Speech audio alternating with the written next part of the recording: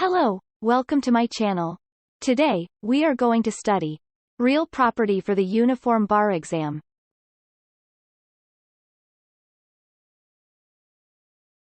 We are going to study some questions related to merger, holdover tenant, and marketable title. Prior to the question, let's learn the rules related to the first question.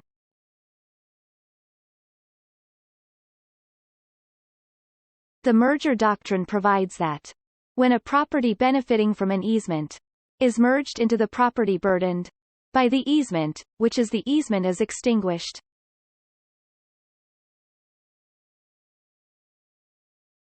Now we are going to read the first question.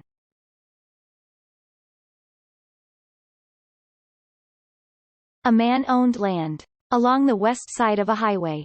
To the west of the man's land was a lot owned by a woman who lived on it in a house. 5 years ago the man conveyed a right-of-way easement over his land to the woman because it provided a more direct route between her house and the highway. The easement was evidenced by a clearly marked path. The document granting the easement was promptly recorded. 3 years ago, the woman conveyed her house to the man. The man never took actual possession of the house. 2 years ago, the man conveyed the house to a purchaser by a warranty deed. 2 months after the purchaser moved into the house, a neighbor informed him about the easement. He then began using the path that had been marked on the man's land. When the man noticed the purchaser using the path, he erected a barricade on his land that effectively prevented the purchaser from using the path. The purchaser has sued the man, claiming that he has an easement over the man's land. Who is likely to prevail? A. The purchaser, because the easement was of public record when he acquired the house. B. The purchaser, because he purchased the house by warranty deed. C. The man, because the purchaser did not have actual notice of the easement at the time of acquisition. D. The man, because the easement was extinguished. Before I release the answer with the reason, I am going to wait for you a little bit. Or you can pause the video if you need.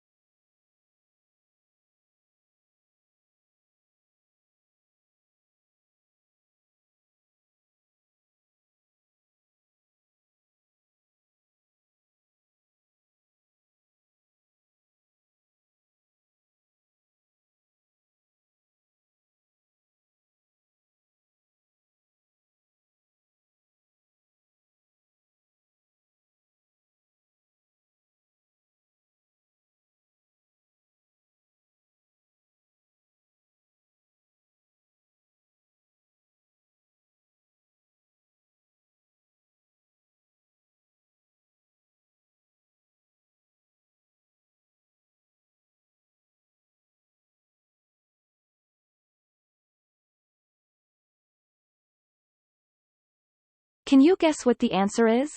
Alright, as you guess, the answer is D. The man, because the easement was extinguished. This is because the man's property was burdened by the easement, and the woman's property benefited from it. When the man bought the woman's property, he thereafter owned both properties involved in the easement. Thus, the easement was extinguished. Alright, you want another question? Then, please hit the thumbs up and subscribe right now. Before we jump into the next question, let's learn the relevant rules.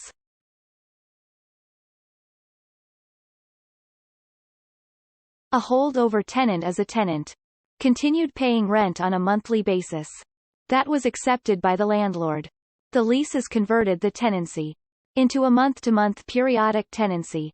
Thus, the landlord is required to provide only a reasonable period of notice to the tenant.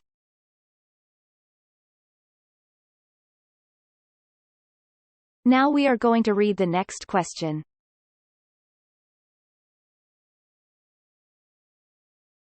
Larry leased a commercial building to Tina for 3 years. Rent was payable on the first day of each month, and Larry retained the right to terminate the lease if Tina defaulted. The lease term ended 15 months ago. However, Tina has stayed in possession of the building and has continued to pay the rent on time. Larry has continued to accept the rent. The fair rental value of the building is now substantially more than what Tina has been paying. And Larry recently found a third party who will pay the higher rent. When Tina paid the rent 5 weeks ago, Larry accepted the rent but told Tina in writing that she had to vacate at the end of the month. Tina, who is still in possession of the building, has informed Larry that she does not want to move and is willing to pay the current fair rental value. Who should be entitled to possession? A. Tina, because Larry has not shown good cause to terminate the tenancy. B. Tina, because she has stated that she is willing to pay the current fair rental value. C. Larry, because he retained the right to re-enter. D. Larry, because he gave proper notice to terminate the tenancy. Before I release the answer with the reason, I am going to wait for you a little bit. Or you can pause the video if you need.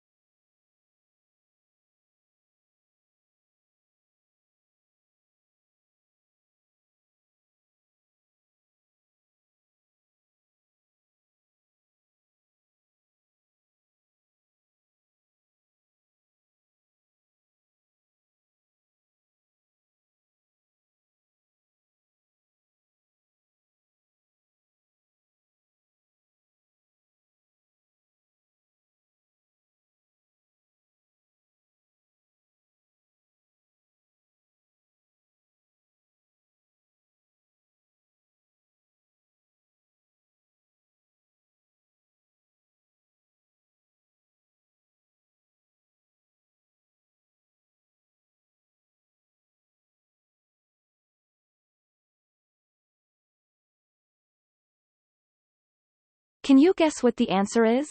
Alright, as you guess, the answer is D. Larry, because he gave proper notice to terminate the tenancy. This is because Larry gave Tina until the end of the rental period to vacate. Thus, Larry is entitled to possession at the end of the month. One more question? Then, please hit the thumbs up and subscribe right now. Here we go.